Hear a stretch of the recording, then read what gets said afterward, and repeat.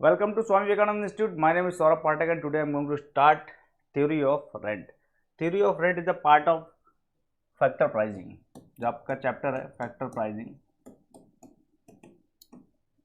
In this chapter we have already discussed factor pricing in perfect competition. ये आपका case first था. दूसरा हमने डिस्कस करा फैक्टर प्राइसिंग इन इम्परफेक्ट कंपटीशन. और इस इम्परफेक्ट कंपटीशन में हमारे दो सब केस थे कि यहाँ पर जो परफेक्ट आपका कंपटीशन है इसमें इसका मतलब ये हो कि आपका लेबर मार्केट में है ना, या आप कह सकते हो उसको फैक्टर मार्केट में, और आपका प्रोडक्ट मार्केट है ना, प्रोडक्ट मार्केट है या गुड्स मार्केट है ना, दोनों में क्या है, परफेक्ट कंपटीशन है ना. इम्परफेक्ट कंपटीशन में दो केस बनते हैं, यानी आपका जो है कि जो आपका यहाँ पर सपोज यहाँ पर अभी भी परफेक्ट कंपटीशन है और आपका जो है कि प्रोडक्ट मार्केट इसमें क्या आपका हो गया है, इम्परफेक्ट कंपटीशन हो गया है ना, और इसका वाइस वर्सा कर लो. और एक केस बनता है जहाँ पर दोनों में क्या है, मोनोपोली. दोनों में क्या है, मोनोपोली मतलब इम्परफेक्ट कंपटीशन, दोनों में आपका क्या है, इम्परफेक्ट कंपटीशन. तो ये तीन के तीनों केस हम क्या कर चुके हैं, डिस्कस कर चुके हैं अपने प्रीवियस लेक्चर में. और वो लेक्चर हमने क्रिएट करे हैं by taking into account the UGC NET है ना. यूजीसी नेट का जो एग्ज़ाम है उसको ध्यान में रखते हुए उस तरह का लेवल वहाँ पे मेंटेन करा गया है. यदि आप जो है कि एमए के स्टूडेंट्स हैं, इकोनॉमिक्स के बीए कर रहे हैं, ग्रेजुएशन में हैं, या सपोज आप किसी पीजीटी टीईटी की तैयारी कर रहे हैं, तो आपके लिए बहुत फ़ायदेमंद होने वाला है, क्योंकि आप वो लेवल अगर पढ़ लेंगे तो फिर कैसा भी क्वेश्चन आ जाए आप वो कर पाएंगे, है ना. तो ये चीज़ है. तो यहाँ पर जो है कि अब हम आज स्टार्ट कर रहे हैं theory of rent. Theory of rent अब ये भी आपका पार्ट है किसका, फैक्टर प्राइसिंग का. क्यों है भाई, रेंट किसका आपका, मान लो या तो कोई मशीन होगी है ना, तो वो आपका कैपिटल है, या मान लो ज़मीन पे लैंड लैंड जो है आपका, उस पर रेंट आपको मिल रहा है. यानी कैपिटल और लैंड, ये आपका लैंड, लेबर, कैपिटल, इंटरप्रेन्योर, ये सब क्या है, फैक्टर फैक्टर है ना, फैक्टर प्रोडक्शन. और चैप्टर कौन सा है, फैक्टर प्राइसिंग. यानी इन फैक्टर की प्राइसिंग कैसे होगी. तो आपका जो है थ्योरी ऑफ रेंट जो है कि यहाँ पर रेंट जो है कि प्राइसिंग है कौन से फैक्टर की, जैसे आपका यहाँ पर लैंड हो गया है या कैपिटल हो गया, इन पे रेंट मिलता है ना. तो इसकी हम बात करेंगे. तो मूविंग फर्दर, आपका क्लासिकल डेफिनेशन है, ये क्लासिकल इकोनॉमिस्ट आपके यहाँ पर ये डेविड रिकार्डो है, इनका आपने बहुत नाम सुना होगा. और रेंट के नाम से यानी जो है कि इन्होंने रेंट का ही ज़्यादातर जो है कि इस पर बात करी है. आपको ये करवर और ये कम देखने को मिलते होंगे. तो David Ricardo theory of rent आपने बहुत फेमस इनका इस तरह से नाम सुना होगा. हालांकि जो है कि ये इन्होंने क्या कहा था करवर ने, rent is the price paid for the use of land. Normal सी बात है कि जो है कि जो हम सभी लोग कहते थे कि भाई लैंड जो है कि मान लो ज़मीन है किसी की पड़ी हुई है, कोई यूज़ कर रहा है उसको, तो जो यूज़ करने के बदले में कुछ ना कुछ पे करेगा. तो इन्होंने तो ये सीधी सीधी बात कह दी. लेकिन डेविड रिकार्डो इतना जो है कि इनके एजम्पशन क्रिटिसाइज करे जाते हैं और उनकी थ्योरी जो है कि है ना उभर के आई. तो इन्होंने क्या कहा, इन्होंने कुछ अलग कहा. इन्होंने कहा कि भाई देखो, जो लैंड है ना, लैंड की जो आपकी फर्टिलिटी होती है ना, फर्टिलिटी कितनी है आप उस लैंड की, है ना, उस बेस पर जो है कि उसका रेंट तय करा जाता है.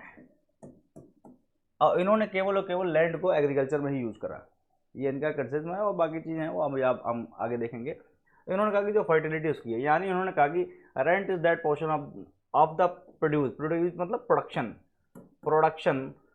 है ना, जो हम प्रोडक्शन करते हैं उसमें है ना, दैट पोर्शन ऑफ प्रोडक्शन. यानी प्रोडक्शन मान लो कि 100 रुपये का हुआ है ना, इसमें से मान लो 5 रुपये या 10 रुपये जो भी है ना, ये that portion of production of the earth which is paid, जो दिया जाता है. यानी ये दिया जाता है किस चीज़ के लिए, दिया दिया जाता है ना, to the landlord for the use of original and indestructible parts है ना, जो है कि ऑफ द सॉइल. यानी क्या मैंने कहा अभी एक सब ओरिजिनल एंड इंडस्ट्रक्टेबल, ये आपका जो है कि इंडस्ट्रक्टेबल पावर है, ये आपका क्या फर्टिलिटी की एक्चुअल बात हो रही है ना. जैसे कि अब इन्होंने ये कह दिया कि इन्होंने इस फर्टिलिटी को क्या कह दिया, इनडिस्ट्रक्टेबल. यानी ये फर्टिलिटी कभी आपकी ख़त्म कम नहीं होगी, डिस्ट्रॉय नहीं होगी है ना, कभी भी, ये आपकी इटर्नल है. तो ये भी इनका एक क्रिटिसिज्म हुआ है ना, जो है कि लेकिन इन्होंने कहा कि भाई लैंड जो है कि जो जितनी ज़्यादा उसकी फर्टिलिटी है उतना ज़्यादा जो है कि उसका जो है कि वहाँ पर क्या रखा जाएगा, रेंट रखा जाएगा. अब आप ये बताइएगा, ये कैसे डिसाइड करा जाए कि भाई जो है कि ये लैंड जो है कि ज़्यादा फर्टाइल है कम फर्टाइल. जैसे कि फॉर एग्जाम्पल अगर आप कहोगे 2 या आप कहोगे 3, तो उसकी एक वैल्यू है. क्यों वैल्यू, क्योंकि जीरो है तभी तो 1 है, तभी तो 2 है, तभी तो 5 है, तभी तो 100 है ना. भाई आप जो है आ, जो लोग समझदार होंगे वो समझ रहे होंगे मेरी बात में, जब मैं क्या कहना चाह रहा हूँ है ना. भाई जैसे कि किसी ने कहा कि टेम्परेचर 2 डिग्री है, तो यानी ये 0 से लेकर के 1 और उसके बाद 2 इस तरह से आपका है। तो यही जो अगर कहने का मतलब यहाँ पर फर्टिलिटी जो है तो उसके लिए एक ना कोई एक बेस रखा गया है ना, बेस रखा गया। तो बेस रखा गया, तो बेस किसको माना गया? बेस सबसे बेकार लैंड को माना गया है ना, जो सब जिसकी प्रोडक्टिविटी सबसे कम है उसको कह दिया गया marginal land, that we will discussing further, हम आगे बात करेंगे। और उस मार्जिनल लैंड के ऊपर जो है कि अभी हम चार्ट आगे है उसमें हम डिस्कस सारा कुछ करेंगे, है ना, कि कैसे कैसे उस मार्जिनल लैंड के ऊपर जो लैंड है उसमें ज़्यादा प्रोडक्टिविटी हो रही है तो जो है कि वो उसका रेट उस हिसाब से तय करा जाएगा। ये आपके दूसरे इकोनॉमिस्ट हुए हैं आपके मुराद जी, तो इन्होंने क्या कहा कि rent is the portion of the landlord's income which is attributable to his ownership of the land, है ना, कि भाई मेरे पास लैंड है, मैं इसका मालिक हूँ, तो मुझे जो है किसका वो चाहिए, कुल मिला के बात। अब देखो मॉडर्न डेफिनेशन रेंट की क्या कहती है? Modern definition of rent was given by, पहले तो जो है कि डिस्कस करी इकोनॉमिस्ट ने, क्लासिकल से ही स्टार्ट हुई थी, लेकिन हाँ ये रॉबिन्सन ने ज़्यादा डिस्कस कर दी है ना, जॉन रॉबिन्सन ने। In modern economic uses rent is represented as the difference between the total return to a factor production, land, labor and its supply price, that is the minimum amount of necessary to attain its service। तो यहाँ पर जो main मुद्दा है वो आप समझिएगा, जैसे कि इन्होंने कहा कि भाई जो एक मिनिमम अमाउंट होता है किसी लेबर को या किसी कैपिटल को, इन्होंने जो रेंट है ना वो रेंट जो है कि यहाँ वहीं तक ज़मीन का रेंट तक सीमित नहीं रखा। इन्होंने कहा कि रेंट तो भाई लेबर का भी हो सकता है, लेबर जो है कि काम करेगा उसका रेंट है, मशीन कोई आपने लगाई वो किराए पे लाओगे तो उसका रेंट है ना। तो इन्होंने कहा कि रेंट एक्चुअल में होता क्या है, इन्होंने कहा कि रेंट वो पोर्शन होता ना, जैसे कि कोई लेबर है, अब लेबर जो है कि आप वो लेबर अपने दिमाग में सोच के आया कि 100 रुपये से तो कम पे मैं जाऊँगा ही नहीं, 100 रुपये मुझे बहुत अगर कम मिल जाए तो 100 रुपये तो मिलना ही मिलना चाहिए, कि वही लेबर है सपोज, है ना। तो अगर उसने ये बात डिसाइड कर ली कि 100 से अगर कम मिले तो मैं वहाँ पर रुकूंगा ही नहीं, है ना, तो यानी वो लेबर अपनी सप्लाई कर रहा है किसी ना किसी मिनिमम जो रेट है उस पर वो अपनी सप्लाई कर दे रहा है, यानी अगर 100 मिलेगा तो वो अपनी सप्लाई कर देगा, यानी वो चला जाएगा काम करने के लिए, है ना, वो फर्म के अंदर अपनी सप्लाई कर देगा। तो यानी जो मान लो वो 100 रुपये है ना, ये 100 रुपये, अब ये आपका हो गया, यहाँ पर देखो ये क्या है, the minimum amount necessary to attain, है ना, इट्स सर्विस, तो ये जो आपका मिनिमम अमाउंट हो गया है। अब इससे किसका difference? The difference between total return to a factor of production, है ना, यानी अब ये अगर 100 रुपये का तो ये है, लेकिन ये वहाँ पर जो रिटर्न दे रहा है वो मान लो दे रहा है 200 रुपये का, 200 का, और 200 रुपये मान लो इसको वहाँ पर मिल रहे हैं सपोज, है ना, मान लो कि जिसके दिमाग में ये बात तो उसके दिमाग में है, ये जानता है कि 100 रुपये में तुम, और ये 200 रुपये मिल, तो यानी जो है ये डिफरेंस इसका कर दो तो ये 100 रुपये इसका जो है कि क्या हो गया है, रेंट हो गया है, 100 रुपये क्या हो गया यहाँ पर इसका रेंट हो गया है। तो यही बात ये मॉडर्न इकोनॉमी कहती, या आप कह सकते हो कि यहाँ पर जो इकोनॉमिक रेंट जो है ये हम आगे पढ़ेंगे, है ना, इकोनॉमिक रेंट जो है ये जो रेंट होता है ये आपका होता है क्या, यहाँ पर आप कह सकते हो एक्चुअल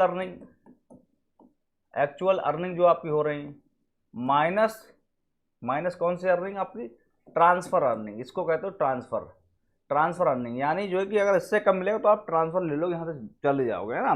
तो यानी ये एक्चुअल अर्निंग, इसमें से माइनस कर दिया आपने ट्रांसफ़र अर्निंग, यहाँ पर मैंने इस तरह से डिफरेंस होगा तो मैंने माइनस लगा दिया, हालांकि ये प्लस ऐसे माइनस हो जाएगा, ठीक है ना। तो आप लोग पीजी पास आउट कैंडिडेट हैं, आप लोग इस बात को समझ रहे हो गए ना। अब जो है कि यहाँ पर इन्होंने वर्ल्ड इकोनॉमिक रेंट में भी defined as the payment made to a factor of production in excess of minimum amount necessary to keep the factor in its present occupation, है ना। तो यहाँ पर इन्होंने अपनी सबने डेफिनेशन दी है। आगे बढ़ते हैं। अब देखिए टाइप ऑफ रेंट आपका क्या होता है, तो अभी मैंने इकोनॉमिक रेंट का अभी अब नाम दिया, तो आप लोग कह रहे हो इकोनॉमिक रेंट क्या होता है, तो इकोनॉमिक रेंट समझ लीजिए क्या होता है। इकोनॉमिक रेंट में be defined as payment made to a factor of production in excess of the minimum amount necessary to keep the factor in the present occupation. मैंने वही फॉर्मूला जो लिखा था ना इकोनॉमिक रेंट का, जो एक्सेस उसको जो है क्या दिया जा रहा है, excess of the minimum amount, यानी जो है कि जो पैसा ज़्यादा दिया जा रहा है उसके मिनिमम अमाउंट से, है ना, वो आपका क्या हो जाएगी। देखो ये मैंने बताया था, ये मैंने क्या कहा था, एक्चुअल अर्निंग, मैंने कहा कि 200 रुपये ये और ये 100 रुपये, यानी जो है कि इस 100 रुपये के ऊपर जो भी अमाउंट दिया जा रहा है, ये 100 रुपये का minimum amount to keep the labour of the factory in employment, okay, अब this amount will be known as economic rent, वही मैंने यहाँ पे लिख रखा है, एक्चुअल अर्निंग माइनस आपकी ट्रांसफर अर्निंग है ना यहाँ पर। तो आपका ये तो इकोनॉमिक रेंट हो गया है। ग्रॉस रेंट, ग्रॉस रेंट क्या हो गया है? It is the rent which is paid for the services of the land and capital invested on it. यानी जो है कि ये आपका ग्रॉस, जो gross from the word itself you may be knowing कि ग्रॉस एज अ होल की हम बात करते हैं, है ना। तो इन्होंने कह दिया कि it is the rent which is paid, जो दिया जाता है for the service of the land, यानी जो लैंड की सर्विस उसको, उसका भी रेंट दिया, और जो कैपिटल वहां पर लगाया गया है ऑन इट, उस पर भी रेंट दिया।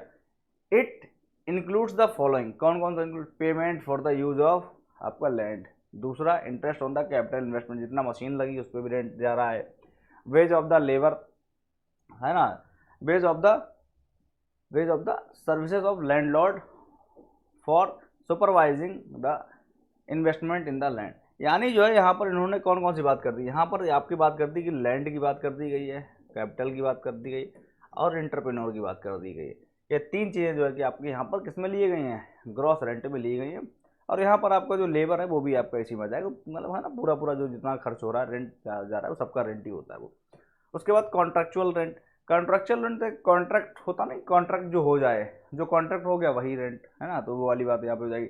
It is the payment made to the landlord by tenants on the basis of some contract which may be verbal और रिटन। जैसा भी कॉन्ट्रैक्ट हो गया कि भाई हाँ इतना इतना पैसा देंगे हम आपको, इट वे बी मोर और less than the economic rent. फिर तो कहने का मतलब जब वो बात ही खत्म हो जाती है वहाँ पर, है ना, जैसे मान लो बात हो गई कि भाई ये आपकी ज़मीन है इतनी इतनी और मैं आपको इतना रेंट दूंगा, बात खत्म। उन्होंने कहा वहाँ पे उन्होंने फॉर्मूला वॉर्मूला नहीं लगाया, दिमाग वाग नहीं लगाया कि इतना था कि हाँ इतना यहाँ पर वेज इतनी कम से कम मिलनी चाहिए, इतना एक्सेस देंगे तो यही रेंट होगा, वो सब इतना ज़्यादा दिमाग नहीं। 90% ऐसे ही काम होता है, ये जो है कॉन्ट्रेक्चुअल यहाँ पे ऐसे ही।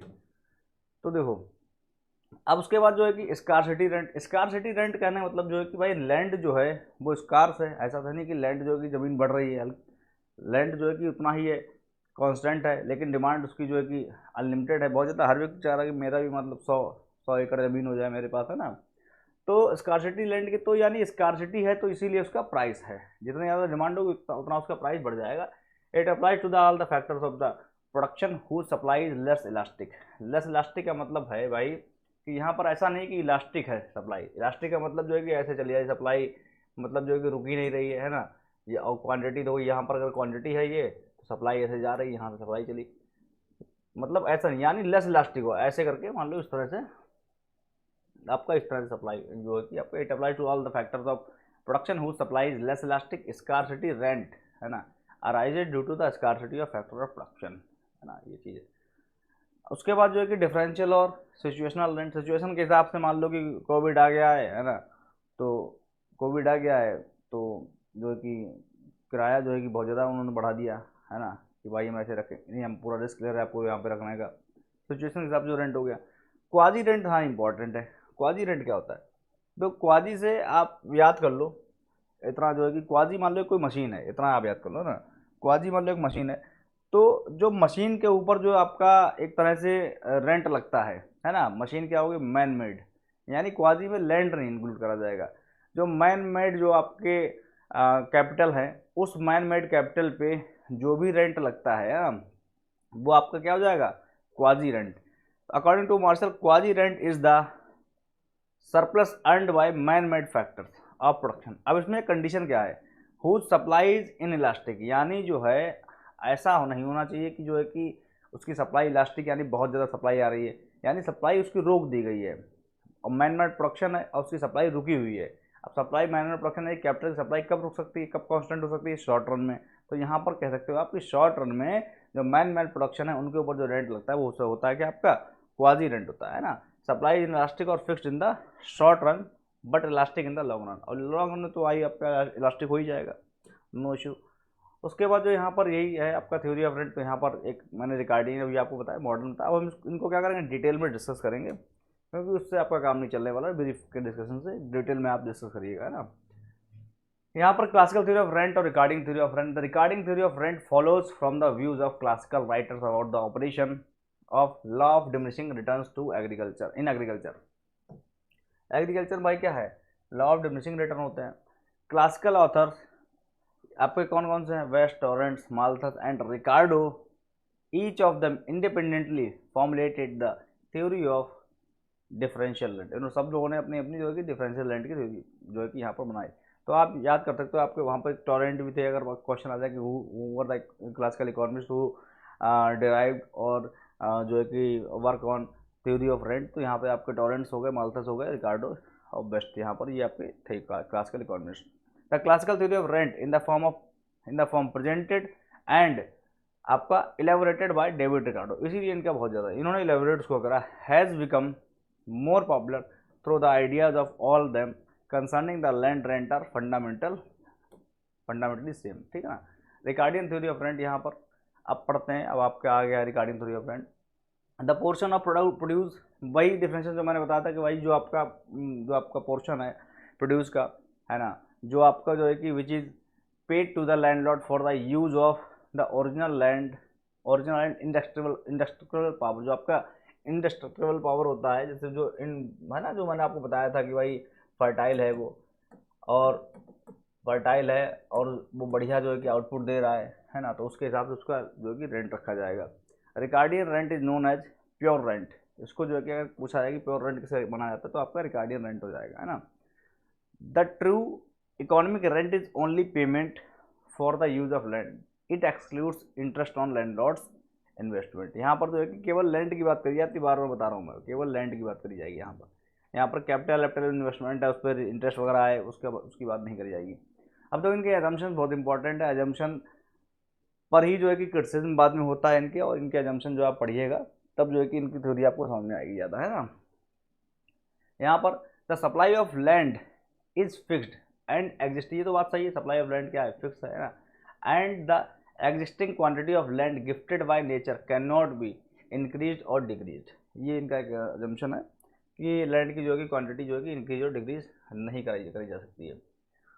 ये तो बात सही, क्वांटिटी डिक्रीज नहीं करी जा सकती, बस ये है फर्टाइल जो आपका फर्टिलाइजर डाल के जो है कि उनकी उसकी प्रोडक्टिविटी बढ़ाई जा सकती है, लैंड की जो प्रोडक्टिविटी है, लेकिन उसकी क्वांटिटी नहीं बढ़ाई जा सकती है। Another assumption is that original power such as fertility of land are gifted by God and are not due to human efforts of any type। तो यहाँ पर ये इन्होंने assumption बनाया जो कि गलत है, जो कि बाद में क्रिटिसाइज हुआ, क्योंकि भाई देखो फर्टिलिटी जो है कि जो लैंड की इन्होंने कहा गिफ्टेड बाय गॉड है, और ये बात सही भी है, लेकिन जो है कि भाई अब आजकल देखो अब क्या हो रहा है, वही जो है कि भाई ग्रीन रेवोल्यूशन हुआ था, पहले क्या था कि हम इंडिया में कंजम्पशन जो है कि कंजम्पशन खुद के कंजम्पशन के लिए भी नहीं कर पा रहे थे हम लोग, अनाज नहीं उगा पा रहे थे, है ना, उसमें फाइमाइन वगैरह आ गया था, तो अमेरिका से हम लोग जो कि वीट वगैरह इंपोर्ट करते थे। लेकिन एक टाइम के बाद ग्रीन रेवोल्यूशन हम लोगों ने, हरित क्रांति हम लोग लाए, तो वहाँ पर जो है कि हम लोगों ने क्या करा, फर्टिलाइज़र का, पेस्टिसाइड्स का, इन सबका इस्तेमाल करना चालू करा। इस्तेमाल करना जब हमने चालू करा तो वही वहाँ पर प्रोडक्टिविटी जो थी 2 से 3 गुना बढ़ गई। तो ये इसका मतलब क्या हुआ कि भाई फर्टिलाइज़र काम कर रहे हैं, है ना। तो यहाँ पर जो है कि इन्होंने कहा कि लेकिन उसका जो है कि यहाँ हम नहीं बढ़ा सकते। यहाँ पर another assumption is that the original power of such as fertility of land are gifted by God and are not due to human efforts of any type। Land is non perishable factor of production, है ना। The parts qualities of land cannot be destroyed and the fertility of land never diminishes, है ना। तो यहाँ पर तो क्या कह दिया उन्होंने कि fertility of land never diminishes, ऐसा कब होता है भाई, फर्टिलिटी ऑफ लैंड जो है कि घटती जा रही है, तो सॉइल पोल्यूशन हो जा रहा है ज़्यादा। आप नॉर्मली आप कहीं के भी हो, अगर गाँव के भी हो, तब भी आपको पता है वहाँ पर जो है कि मैन्योर डाला जाता है, जो आपका वहाँ पर जो खाद वैसी होती है ना इस तरह की, तो वो खेतों में डाली जाती है ताकि उसकी फर्टिलिटी कम ना हो। तो फर्टिलिटी अगर आप वही उसी ज़मीन से ज़्यादा हमेशा उगाते रहोगे तो उसकी इनफर्टिलिटी तो होना तय है ना, ये चीज़ है। तो land has only one use that is cultivation, तो इन्होंने केवल एग्रीकल्चर में लैंड को यूज़ करा। There are no alternative use of land, तो इन्होंने ये इनका अजम्पशन है। तो ऐसा कब होता है भाई, लैंड पे तो मकान भी बनता है, लैंड पे इंडस्ट्री भी लगती है, उसका भी रेंट दिया जाता है, इन्होंने केवल लैंड को एग्रीकल्चर में यूज़ करा है ना। Different lands have different fertility level, different जो लैंड है उनकी डिफरेंट फर्टिलिटी लेवल है। तो ये बात ये इनकी अजम्पशन थी, ये बात सही भी है। Utilization of land for cultivation, utilization of land for cultivation is done based on the order of आपका फर्टिलिटी ऑफ लैंड, यहाँ पर थोड़ा लाइट सी लग रही है, मैं आपको इसीलिए मैं यहाँ पर रीड नहीं कर पा रहा हूँ, इधर राइटिंग है तो इधर आ रही है। Utilization of land for cultivation is done based on the order of fertility of land. Most fertile land is cultivated first before using the next great land, है ना। यहाँ पर उन्होंने कहा कि सबसे पहले जो है जो मोस्ट फर्टाइल लैंड है ना उसको कल्टीवेट करा जाता है before using next grade level. इन्होंने जो लैंड को ग्रेड्स में बांट दिया, जैसे इन्होंने कहा कि ये ग्रेड का लैंड है तो बहुत अच्छा, इसकी फर्टिलिटी सबसे ज़्यादा है, ये मान लो आपको 10 कुंटल दे रहा है बना के, है ना। वीट वाई 1 हेक्टेयर में मान लो कि फॉर एग्जाम्पल मान लो कि 100 कुंटल देता है 1 हेक्टेयर में, ये बी ग्रेड का लैंड है, ये आपका 1 हेक्टेयर में जो है कि वीट आपका देता है 80 कुंटल, है ना। सी ग्रेड का लैंड है जो आपको देता है 60 कुंटल, डी ग्रेड का लैंड है जो आपको देता है केवल 40 कुंटल, है ना। तो ये चीज़ें हैं यहाँ पर उन्होंने कहा कि, तो इन्होंने कहा कि सबसे पहले तो अब इसको यूज मिलेंगे, है ना। तो ये इन्होंने बात की, utilization of land for cultivation is done based on the order of the fertility of land. Most fertile land is cultivated first before using the next grade level. उसके बाद लॉ ऑफ डिमिनिशिंग रिटर्न्स और increasing cost operates in agriculture. तो इन्होंने कहा कि law of diminishing return जो हम आपको प्रोडक्शन में पढ़ा चुके हैं कि भाई अगर लैंड पे ज़्यादा अगर वही ज़्यादा आप लेबर लगाओगे तो वहाँ पर जो क्या हो जाएगा कि डिक्रीजिंग हो जाएगा, रिटर्न जो है डिक्रीज करने लगे एक टाइम पे। तो यहाँ पर जो है कि इन्होंने लॉ ऑफ डिमिनिशिंग रिटर्न्स को माना है, increasing cost operates in agriculture, कि जो कि एक टाइम पे कॉस्ट बढ़ जाती है और जो है कि रिटर्न नहीं मिलते तो आपका लॉ ऑफ डिक्रीजिंग रिटर्न हो जाएगा, यहाँ पर डिमिनिशिंग रिटर्न हो जाएगा। Assumption of perfect competition is also made. Perfect competition जो कि रियल वर्ल्ड में होता नहीं, लेकिन उन्होंने यहाँ पर माना है कि यहाँ पर जो है कि परफेक्ट कॉम्पिटिशन है। रिकार्डो assumed the existence of margin land which is no rent land। Ricardo assumed the existence of margin land, है ना। ये मैंने कहा था ना कि इन्होंने एक सबसे गिरी क्वालिटी का लैंड मान लिया, कहा कि सबसे बेकार जो लैंड होगा वो इन्होंने माना कि मार्जिनल लैंड होगा, और जो अदर लैंड होंगे तो उस मार्जिनल लैंड के ऊपर मान लो कि मार्जिनल लैंड मान लो 40 क्विंटल दे रहा प्रोडक्शन, तो अब ये कहीं जा रहे हैं कि इनको लैंड चाहिए, तो अगर वो लैंड 50 क्विंटल प्रोडक्शन दे रहा है तो जो 10 क्विंटल एक्स्ट्रा है वो होगा सरप्लस, और वही रेंट इन्होंने माना है कि हाँ बेकार लैंड का, इन्होंने मार्जिनल लैंड का जो है कि रेंट जो है वो जीरो माना है। यहाँ पर ये बात आपको ध्यान रखनी है कि इन्होंने कहा कि जो बेकार लैंड है जो बहुत 40 क्विंटल ही गेहूँ प्रोड्यूस करेगा 1 हेक्टेयर में, जैसे मैंने कम से कम 40 कुंटल माना है, हो सकता है वो ज़्यादा हो, लेकिन यहाँ पर फॉर एग्जाम्पल अगर उन्होंने कहा कि भाई बेकार से बेकार लैंड जो है वो सबसे कम जितना भी प्रोडक्शन कर रहा होगा तो उसकी कॉस्टिंग जीरो होगी, उससे ज़्यादा अगर कोई लैंड प्रोडक्शन करेगा तो जितना ज़्यादा प्रोडक्शन करेगा वो उसका हम उतना रेंट दे देंगे, है ना। ये चीज़ उन्होंने यहाँ पे बात करी है। तो इन्होंने एक लैंड को मार्जिन लैंड माना, मैंने कहा ना एक नीचे कुछ ना कुछ अगर मान लो कि 2 है तो जीरो तो हो गई ना, तो यहाँ पर जो जीरो है उसको इन्होंने कर दिया मार्जिन लैंड, जिसका रेंट क्या है जीरो है ना। विच इज़ नो रेंट, है ना, नो रेंट लैंड, जिसका कोई रेंट नहीं है। It could be understood as the grade of land after which no land is used, है ना। उसके बाद इन्होंने कहा कि जो है कि ये सबसे गिरा हुआ ग्रेड होता है, इसके बाद कोई लैंड यूज़ नहीं करा जाता, है ना, ये चीज़ है। उसके बाद अब देखिए ये एक्सप्लेनेशन आप थोड़ा डिटेल में समझ लीजिएगा। द क्वांटिटी में थोड़ा आपको इसलिए लेकर आए ताकि कोई पॉइंट मिस ना हो। देखो मान लीजिए मैं वर्बली आपको यहाँ पर बताऊँ और वर्बली बताऊँ तो उतना फास्ट आप लिख नहीं पाओगे, यहाँ पर आपने स्क्रीनशॉट ले लिया है ना। तो थ्योरेटिकल पोर्शन में इसलिए कवर, क्योंकि देखो यही आपका यूजीसी नेट के पॉइंट से इंपॉर्टेंट है, और यहाँ पर ये आपका मैथमेटिकल पोर्शन तो है नहीं, तो थ्योरी है तो हम छोड़ेंगे तो है नहीं, थ्योरी भी पढ़ानी है, तो ये सारा आप समझ लीजिएगा। Quantity of land is limited and so is it's productive, आपका जो है यहाँ पर दिखता नहीं है, ये आपका यहाँ पर productiveness, the quantity of land is limited and so it's productiveness and is not uniform in quality. इन्होंने कहा कि जो है कि क्वालिटी जो है कि अलग अलग लैंड की अलग अलग जो है कि क्वालिटी होती है, लैंड जो है कि लिमिटेड है, and so is it's productiveness, और ऐसे ही इसका क्या है प्रोडक्टिवनेस है ना, वो क्या है लिमिटेड है। ऐसा नहीं कि आप जो है कि 1 हेक्टेयर में 1000 क्विंटल गेहूँ बना लोगे, ऐसा थोड़ी हो सकता है, वो भी आपके लिमिटेड है। If the superior land will not support the population, अगर जो आपका जो सुपीरियर लैंड सबसे हाईएस्ट क्वालिटी का ना land will not support the population, recourse must be made to the inferior land and the produce thus raised at different cost, है ना। तो यहाँ पर इसका मतलब ये हुआ कि भाई अगर जो है कि if the superior land will not support the population, recourse must be made to the inferior land and the produce is thus raised at different cost, है ना। यहाँ पर जो इन्होंने कहा कि देखो ऐसा तो होना चाहिए कि अगर सुपीरियर लैंड है तो वो पॉपुलेशन को उतना ज़्यादा प्रोडक्टिविटी करके दे, कम जो सुपीरियर लैंड है तो वो कम प्रोडक्टिविटी करके दे, तभी तो हम डिफरेंस कर पाएंगे लैंड के बीच में, है ना। The differential advantage of the superior land over the inferior gives the economic rent, है ना। जैसे कि जो इन्फीरियर लैंड है जिसकी प्रोडक्टिविटी मान लो 60 कुंटल है, 60 कुंटल है, और उससे ऊपर का लैंड 80 कुंटल दे रहा है, तो यानी जो है कि इसकी जो प्रोडक्टिविटी कितनी 20 कुंटल ज़्यादा है, तो 20 कुंटल का जो रेट होगा वही इसका क्या होगा, रेंट होगा इस वाले लैंड का ना। लेकिन ये आपका इन्फीरियर होना चाहिए और आपका ये मार्जिन होना चाहिए कि इससे कम किसी को होना, नहीं तो इसका जो है कि उससे अगर 40 कुंटल किसी का है तो 40 माइनस 80, यानी फिर यहाँ पे 40 इसका जो रेंट होगा 40। यहाँ हालांकि मैंने चार्ट दे रखा है आगे, वो उससे आप समझ सकते हो। The amount of rent is determined by the degree of differences in the productivities. जैसे जैसे डिग्री ऑफ प्रोडक्टिविटी डिफरेंट होती है वैसे वैसे उसका अमाउंट चेंज जाता है। According to Ricardo rent can be determined under 2 situations. Rent जो है कि आपका 2 सिचुएशन में डिटरमाइन होगा, तो ये बहुत इंपॉर्टेंट है। एक तो पहला आपका है एक्सटेंसिव कल्टीवेशन, दूसरा है आपका intensive cultivation.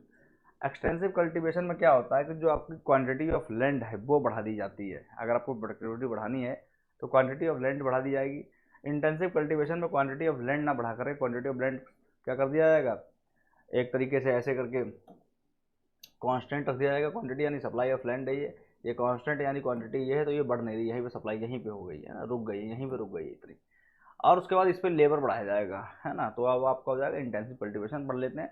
It refers to the system of cultivation wherein more land is use, यानी जो है कि लैंड बढ़ाएगा, अगर प्रोडक्शन बढ़ाना है तो लैंड बढ़ा देंगे, है ना। लेकिन it refers to the system cultivation where large amount of labour and capital are used in same piece, है ना, सेम पीस यानी constant, same piece of land, यानी लैंड क्या है कांस्टेंट, उस पर अब हम क्या कर रहे हैं, लेबर और कैपिटल बढ़ा रहे हैं फॉर इंक्रीजिंग प्रोडक्शन। उसके बाद रेंट इन एक्सटेंसिव कल्टीवेशन। अब देखो यही है जो एक्सटेंसिव की बात की, all the unit of land are not same grade. ऐसा तो है नहीं कि भाई हर एक लैंड जो है कि सेम ग्रेड का हो, है ना। They differ in fertility and location, fertility और लोकेशन में डिफरेंट करते हैं। The application of the same amount of labor, capital and other cooperating resources give rise to the difference in productivity। यहाँ पर जो है कि अब ऐसा नहीं है कि जो है कि अलग लैंड पे, एक लैंड पे जो है कि आपने लेबर लगा दी 100 और एक पे लगा दी आपने 50, तो फिर तो प्रोडक्टिविटी अलग अलग हो ही जाएगी। इनका कहना है कि देखो प्रोडक्टिविटी है, यहाँ भी 100 लेबर है तो यहाँ भी 100 लेबर, उसके बाद प्रोडक्टिविटी देखेंगे तो यहाँ पर इसकी अगर कम होगी इसकी ज़्यादा होगी तो हम पता कर पाएंगे किसकी कम है किसकी ज़्यादा है। जी। सेकंड पॉइंट है, फिर से पढ़ते हैं, application of same amount of labour, है ना, capital and other cooperating resources give rise to difference in productivity. यही जो है कि डिफरेंस इन प्रोडक्टिविटी को राइज देते हैं, किसकी, लैंड की productivity. This difference in productivity or the surplus which arises on the superior unit of land over the inferior unit is an economic rent, है ना। तो यहाँ पर जो है कि मान लेते हैं, let us assume there are 4 types of land classified based on fertility. आपका A B C D 4 तरह के लैंड है आपके, है ना, इन डिसेंडिंग ऑर्डर, यानी A की सबसे ज़्यादा फर्टिलिटी है, D की सबसे कम है ना। And the fertility A grade of land will be cultivated first, तो A ग्रेड अकॉर्डिंगली पहले कल्टिवेट करा जाएगा, जैसे कि कार्डन का with particular amount of labour and capital. Late us assume that it yields 60 quintal, मान लो कि ये 60 जो सुपीरियर क्वालिटी का लैंड है वो आपका 60 कुंटल ऑफ कॉर्न जो है कि पर एकड़ प्रोड्यूस कर रहा है ना। Now when A grade land exhausted, जब ये वाला लैंड खत्म हो गया एग्जॉस्टेड हो गया, तब बी वाला लैंड देखेंगे। Then B grade of land will be cultivated now with the same amount of labour and capital. और भाई लेबर कैपिटल बढ़ा ही सकते हैं, तो अगर लेबर कैपिटल बढ़ा देंगे तो हो सकता है प्रोडक्टिविटी बढ़ जाए, तो उससे हमको यही कैसे पता लगेगा कि यही लैंड जो है कि खराब है या वो है, तो लेबर कैपिटल उतना ही रखा। Late us assume that yield, और ये जो है कि कितना बना रहा है, बी ग्रेड का है तो कम बनाएगा, 50 कुंटल ऑफ कॉर्न पर एकड़ प्रोड्यूस कर रहा है, उसमें जो है कि 60 कुंटल ऑफ कॉर्न पर एकड़ प्रोड्यूस कर रहा था। Now as user of A grade land enjoy surplus of, यानी अब ये वाला जो है भाई यहाँ पर जो ये ए ग्रेड लैंड यूज कर रहा है, इसका तो 10 कुंटल भाई वही सेम लेबर कैपिटल में ज़्यादा प्रोडक्शन हो रहा है भाई, बिल्कुल जैसे जैसे इतना खर्च करा वैसे इतना खर्च करा, लेकिन इसका 10 कुंटल क्यों ज़्यादा प्रोडक्शन हुआ है ना, 10 quintals of corn, hence they must pay rent equal to 10 quintal per hectare on this land. यानी अगर ये सबसे खराब लैंड है कौन सा वाला, यहाँ पर जो है कि अगर बी सबसे खराब लैंड है सपोज, इसके आगे कि ये नहीं है, ये बात आपको ध्यान रखनी, तब जो है ए को, क्योंकि इसने 10 कुंटल ज़्यादा प्रोडक्शन करा है ना, तो इसको जो है कि 10 कुंटल जो है इसका जो प्राइस है वो इसका क्या हो जाएगा, must pay the rent equal to 10 quintal per hectare on इस लैंड, है ना। 10 कुंटल जो है कि आपको रेंट पे करना पड़ेगा। यहाँ पे हेक्टेयर नहीं होगा, यहाँ पर एकड़ ही होगा, पर ACRE है ना, एकड़ होगा, ठीक है ना। रेंट इज, तो आपका यहाँ पर डायग्राम है ना, rent in extensive cultivation, same way when B grade of land is exhausted, C grade land will be cultivated and now it will be marginal land and differential land would occur to A grade land. तो यहाँ पर तो कैसे समझना है आपको, तो मान लो ये 4 तरह का लैंड है, ABCD। अब मान लो ए 60 प्रोड्यूस कर रहा है, ये 50, ये 35, ये 20 प्रोड्यूस कर रहा है, तो जो इसका जो रेंट है, तो उसका रेंट ऐसा नहीं है कि भाई 50 में से 60 गया, या मतलब 60 में से 50 गया तो ये 10 का 10 होगा, ऐसा नहीं है। ये मार्जिनल लैंड से जो है कि ये फ़र्क निकाला जाएगा कि सबसे बेकार जो लैंड है ना, उससे ये कितना ज़्यादा प्रोडक्टिविटी कर रहा है, उससे कर रहा है 40 ज़्यादा प्रोडक्टिविटी, यानी 40 कुंटल के बराबर इसका रेंट होगा। तो यहाँ पर तो भाई सब में से 20-20 निकाला गया है, सब में से 20-20 यहाँ पर निकाला गया है। तो ये 40 आए, 30 आए, 15 आए, 0, यानी सबसे बेकार वाला जो लैंड है उसका कोई रेंट ही नहीं है। सबसे बेकार वाला जो लैंड है उसका कोई रेंट ही नहीं है ना। आगे बढ़ते हैं।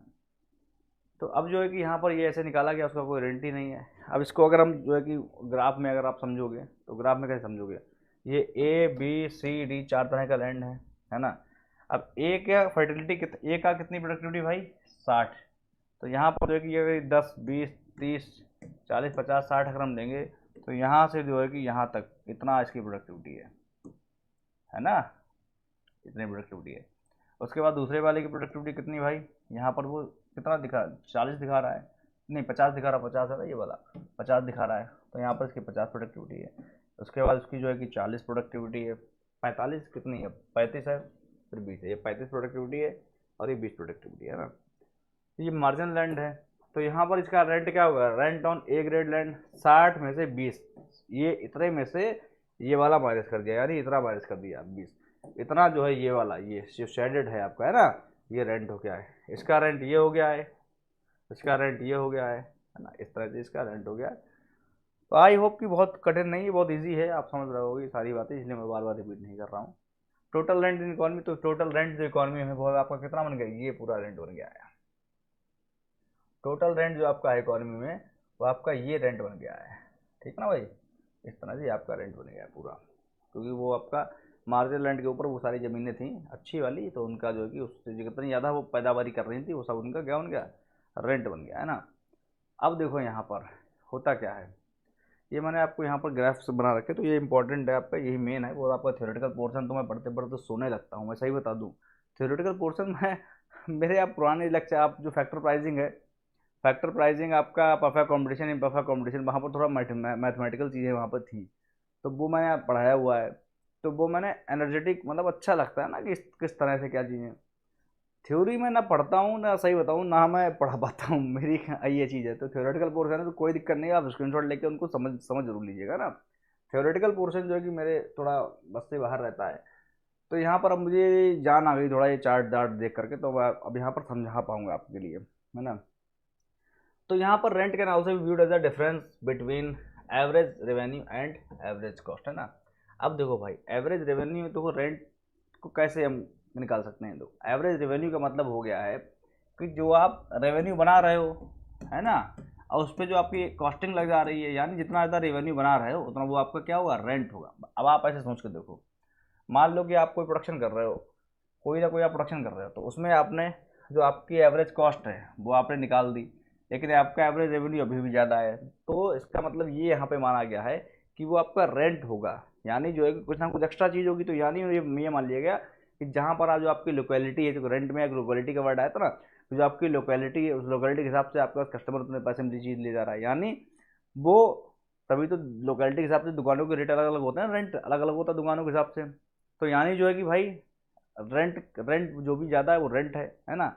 या मान लो कि और भी उसमें चीज़ें हैं कि भाई अगर जो है कि ज़्यादा अगर आप रेवेन्यू आपको मारे, तो यानी वो रेंट है। तो एवरेज कॉस्ट से ऊपर तो जो भी होगा वो रेंट होगा। अब देखिए यहाँ पर आपका सबसे पहले सबसे वो नॉर्मल सबसे पहले केस लूँगा, सबसे नॉर्मल केस है ना। यहाँ पर देखिए, यहाँ पर आप देखिएगा मार्जिनल कॉस्ट जो है कि आपका डी ग्रेड लैंड का देखूंगा ना, मार्जिनल कॉस्ट जो है कि आपकी डी ग्रेड लैंड की ये जा रही है मार्जिनल कॉस्ट, ये मार्जिनल कॉस्ट है, और एवरेज कॉस्ट ये है ना। और ये आपका ये क्या है, प्राइस है ना। तो प्राइस है आपका, तो ये price equal to A R equal to M R हो जाएगा। तो ये एम आर है, ये क्या है, एम आर, और ये एम सी है। भाई मैं ग्रीन से कर देता हूँ, ये एम सी है और ये एम आर है। तो जहाँ पर एम आर और एम सी कट करेंगे यानी M R equal to M C, तो भाई वो आपका क्या हो जाएगा, इक्विलिब्रियम पॉइंट। ये इक्विलिब्रियम पॉइंट यहीं से क्या हो जाएगा, यहीं से क्या हो जाएगा आपका, ये आपका हो जाएगा यहाँ पर प्राइस, ये रेंट है आपका। लेकिन जो है कि रेंट तो है, उतनी ही कॉस्टिंग आ रही है, देखो ये उतनी ही कॉस्टिंग, मिनिमम कॉस्टिंग जो है उतनी ही आ रही है, यानी जितना रेंट है उतनी कॉस्टिंग आ रही है। तो यहाँ पर तो भाई क्या हुआ, यहाँ पर तो आपका क्या हो गया, यहाँ पर कोई सरप्लस तो हुआ ही नहीं, कोई प्रॉफिट ही नहीं हुआ, क्योंकि जितनी कॉस्टिंग है उतना रेंट दे रहे हैं, है ना। अब यहाँ इस वाले केस में देखो, यहाँ पर जो है कि आपका एम सी ये है, आपका जो है कि एम आर ये आपका क्लियरिंग पॉइंट है। लेकिन कॉस्टिंग देखो कम आ रही है, देखो ये कॉस्टिंग क्या आ रही है, कम आ रही है कॉस्टिंग। कॉस्टिंग इसलिए चूंकि कम आ रही है, तो यहाँ से जो है कि आपने डाला परपेंडिकुलर जहाँ पे क्लियरम है एवरेज कॉस्ट के ऊपर, और जब यहाँ पे टच होगा तो ये वाला जो है कि आपका ये वाला आपका क्या होगा, प्रॉफिट हो गया है। ये वाला आपका क्या हो गया, प्रॉफिट हो गया ये वाला, है ना। ये वाला आपका क्या हो गया, प्रॉफिट। क्यों, क्योंकि भाई रेंट जो है कि आपका कितना रेंट आप दे रहे हो, जो है कि आपका जो आपका यहाँ पर मेन चीज़ जो आपकी है यहाँ पर ये एमसी है, और ये आपका यहाँ पर क्या है, ये आपका एसी है ना। तो कॉस्टिंग होगा आपकी आ रही इतनी, इतनी आपकी आ रही कॉस्टिंग, है ना, कॉस्टिंग आ रही इतनी। लेकिन सबसे बॉटम वाला पॉइंट नहीं टच करा, क्योंकि यहाँ पर ये ना, यहाँ पर इस वाले यहाँ पर टच करा। मैं अगर कलर ले लूँ तो यहाँ पर अगर आपने इक्विलिब्रियम पॉइंट से यहाँ पर टच करा, यहाँ पर इस तरह, तो ये आपकी होगी, ये आपकी आ रही कॉस्टिंग, और आप जो कमा रहे हो उतना, यानी रेवेन्यू आपका इतना हो रहा है, इतना है, तो ये आपका ये वाला प्रॉफिट हो जाएगा, है ना। इस वाले में देखो क्या होता है, इस वाले में जो है कि आपका यहाँ पर सेम यहाँ पर प्रॉफिट है, यहाँ पर सुपर नॉर्मल प्रॉफिट हो रहा है आपके लिए, सुपर नॉर्मल प्रॉफिट हो रहा है। ये आपका एम सी है, ये आपका यहाँ पर एम आर से कट करके ये आपका इक्विलिब्रियम पॉइंट है, यहाँ से आपने परपेंडिकुलर डाला इसके ऊपर एवरेज कॉस्ट के ऊपर, तो ये आपकी आ रही कॉस्टिंग और ये आपका आ रहा रेवेन्यू। तो ये आपका क्या हो गया है, सुपर नॉर्मल प्रॉफिट। तो ये आपका यहाँ पर जो है कि इस तरह से। अभी आपका ए ग्रेड बी ग्रेड है ना, ये इसका क्या मतलब, इससे हम कैसे करेंगे कि भाई ये रेंट है ना। तो यहाँ पर यही बताया गया कि यहाँ पे कोई रेंट नहीं है, यहाँ पर ये रेंट जितना ज़्यादा प्रॉफिट आपको हो रहा है, जो आपको एक्सेस में प्रॉफिट हो रहा है वो आपका रेंट है, और यहाँ पर रेंट इतना हो गया है, यानी जो एक्सेस रेवेन्यू आप दी, यानी रेंट क्या है, प्रॉफिट ए आर माइनस ए सी, यानी ये रेंट है, यानी इस वाली ज़मीन पे ये ग्रेड लैंड का लैंड है, तो इस पर देखो प्रॉफिट ज़्यादा हो रहा है, सुपर नॉर्मल प्रॉफिट हो रहा है। ये बी ग्रेड का लैंड, इससे कम प्रॉफिट हो रहा है। और ये आपका सबसे ज़्यादा डी यानी जो है कि ऐसा लैंड जो आपका क्या है, मैंने नाम दिया था इसका, आपका जो मार्जिनल लैंड है ना, मार्जिनल लैंड है, इस पे आपका जीरो रेंट, कोई प्रॉफिट हो नहीं रहा भाई, जितना ज़्यादा जो भी प्रोडक्शन हो रहा है उतनी तो कॉस्टिंग ही है, कुछ फायदा तो नहीं रहा, रेंट कौन मांगने आएगा फिर, है ना, ये चीज़ है। तो इस तरह से चीज़ें जो है कि आपकी यहाँ पर होंगी। ये आपका सिम नॉर्मली जो है कि आपका यहाँ पर सप्लाई जो है कि एमसी जो है कि आपका सप्लाई कर होता है ना, ये आपका ड्रॉ कर दिया, ये चीज़ें हैं। रेंट इन इंटेंसिव, अब आ गया आपका इंटेंसिव। अभी तक हम बात कर रहे थे एक्सटेंसिव कल्टीवेशन, एक्सटेंसिव का क्या, एक्सटेंसिव कल्टीवेशन में क्या था, अगर हमको प्रोडक्टिविटी बढ़ानी है तो हमको लैंड बढ़ाना पड़ेगा, है ना। लेकिन यहाँ पर क्या हो जाएगा, लैंड हो जाएगा कांस्टेंट, इस वाले केस में इंटेंसिव में लैंड कांस्टेंट, लेबर और कैपिटल हम क्या करेंगे, बढ़ाएंगे, है ना। The surplus or economic rent also arises to the land cultivated intensively. The surplus or economic rent also arises to the land cultivated intensively. This occurs due to the operation of famous law of diminishing returns, है ना। यहाँ पर जो आपका law of diminishing, भाई आप उसी land पे अगर आप ज़्यादा लेबर और कैपिटल लगाते चले जाओ तो वो आपकी कॉस्टिंग बढ़ जाएगी, है ना। आपकी क्या होगा, कॉस्टिंग आपकी बढ़ जाएगी, और आपका लॉ ऑफ डिमिनिशिंग रिटर्न वहाँ पे काम करने लगेगा। तो ये आपकी यहाँ पर चीज़ें हैं। When the land is cultivated intensively, जब आपका लैंड जो है इंटेंसिवली कल्टिवेट होता है, the application of additional doses of labour and capital brings the less and less yield, है ना। क्योंकि भाई ज़्यादा आप लेबर कैपिटल लगाओगे तो वहाँ पर जो है कि कॉस्टिंग आपकी बढ़ जाएगी तो यील्डिंग आपकी कम हो जाएगी automatic. The dose whose cost just equates the value of marginal return is regarded marginal or no rent dose, है ना। जहाँ पर जो है कि आपकी कॉस्ट जो है इक्वल हो जाती है the value of marginal return, यानी जो है जो आपकी कॉस्ट है वो आपकी मार्जिनल रिटर्न के बराबर जाती है, तो वो आपका रिगार्डेड होता है no rent dose. The rent arises on all infra marginal doses, है ना। तो ये आप नोट कर लीजिएगा, ये आपसे बहुत रेयर है, ये आपका इतना ज़्यादा इंपॉर्टेंट नहीं है यहाँ पर ये वाली चीज़, है ना। लेकिन जो मेन आपका एजम्पशन थे रिकॉर्ड जो आपको वहाँ पर ये आपका दिया था, ये बहुत इंपॉर्टेंट है आपका ये, है ना। ये आप समझ लीजिएगा, ठीक है ना। रेंट इन इंटेंसिव कल्टीवेशन, तो यहाँ पे देखिए आप वही चीज़ है कि 60 50 35 20, तो ये जो है कि आपका जो सबसे गिरा हुआ है ना लैंड है उसको माइनस करके ये आपका यहाँ पर भी वही रेंट निकला है। बस यहाँ पर डिफरेंस ये है कि यहाँ पर वो आपका फिक्स रहेगा कैपिटल, है ना। जो लैंड है वो आपका फिक्स रहेगा, बाकी लेबर कैपिटल जहाँ पर बढ़ेगा, है ना। ये चीज़ है। यहाँ पर भी उसी तरह से वही चीज़ें हैं, यहाँ पर कुछ भी वैसा अलग नहीं, बस वहाँ पर यहाँ पर जो है कि आपका लैंड जो है कि वो बढ़ाया नहीं गया, फिक्स रखा गया है, बाकी आपका रेंट वैसे ही निकलेगा, ठीक है ना। अब आपकी क्या क्रिटिसिज्म क्या नहीं रिकार्डो की थ्योरी की, no original and indestructible power. अब आप बताइएगा लैंड कभी का डिस्ट्रॉय नहीं होता, सॉइल पोल्यूशन नहीं होता है लैंड का, जो है कि भाई कहता है कि भाई अगर आप फर्टिलाइजर नहीं डालो, पहले लैंड कितना अच्छा हुआ करता था, आज जो है कि फर्टिलिटी कम होती जा रही है, क्यों? क्योंकि सॉइल पोल्यूशन होता है और आप प्लास्टिक फैला रहे हैं ना, केमिकल छिड़काव कर उसकी फर्टिलिटी कम कर रहे हैं।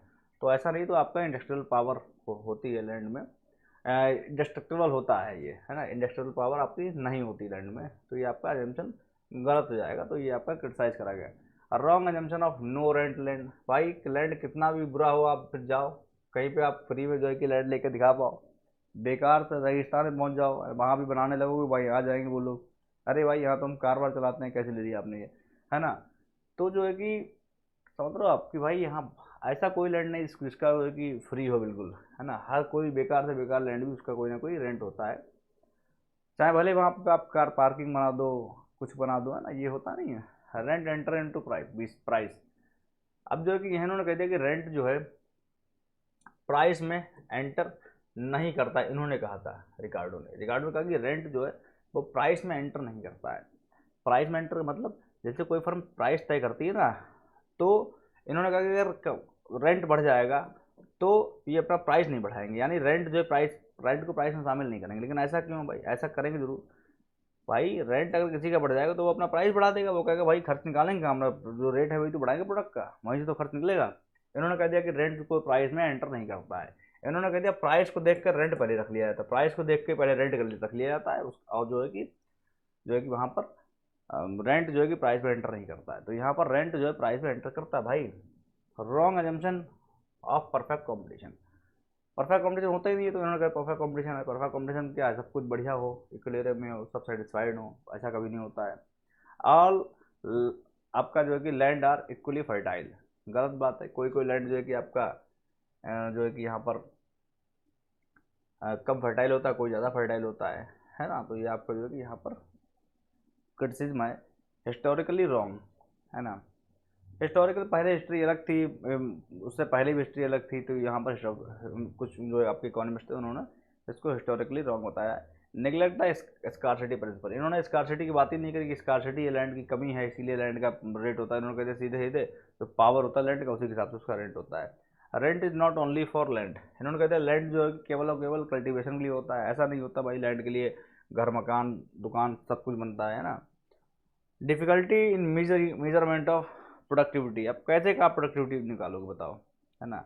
अब जैसे मान लो अब आप कहीं गए, आपने कहा कि भाई इसका रेट बताओ, तो उन्होंने कहा कि पहले जो मार्जिनल लैंड है वो ढूंढो अपने आसपास में जो सबसे कम प्रोडक्टिविटी दे रहा हो, उस पर फसल उगा के देखो।